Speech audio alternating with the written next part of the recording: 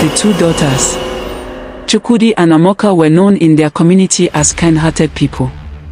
With their little daughter, Chidinma, they lived a peaceful life.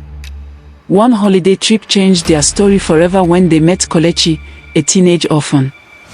She had nothing, barefoot, hungry, and wandering the streets. Moved with compassion, Amoka insisted they take her in and give her a home. At first, Kelechi seemed grateful.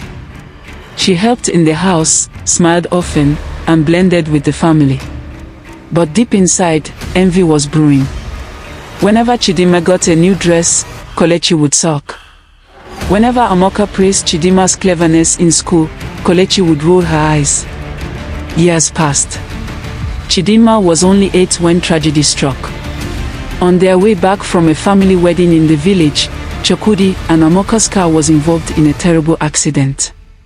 Both died on the spot. The family was thrown into mourning. Chidinma, now parentless, had no idea her biggest nightmare was just beginning. Kelechi, already 20 years old, suddenly became the elder sister in charge. But instead of protecting Chidinma, she turned cruel. Chukwudi had left properties and money in the bank for his daughter, but Kelechi manipulated documents and began claiming everything as her own. When neighbors asked why Chidinma no longer went to school, Kelechi lied, school fees is too high, and her parents left nothing. She'll learn trade instead. While Chidinma's classmates carried school bags, Kelechi forced her to hawk pure water and groundnuts on the street. Sometimes under the hot sun, sometimes in the rain. Whenever she came back late, Kelechi would beat her with koboko and lock her outside. In the house, Chidinma was treated like a servant. Kelechi would cook delicious food, eat with her friends, and give Chidinma only leftovers, sometimes just plain gari without sugar.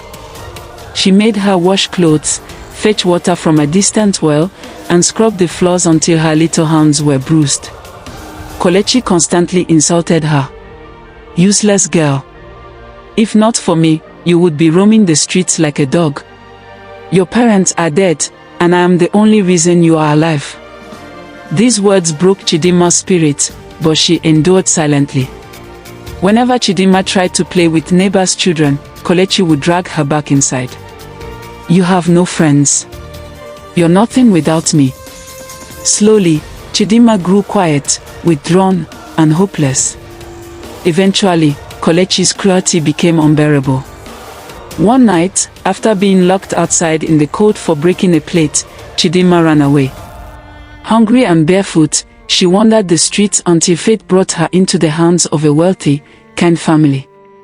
They adopted her, gave her education, and nurtured her into a confident young woman. But destiny was not done weaving their story.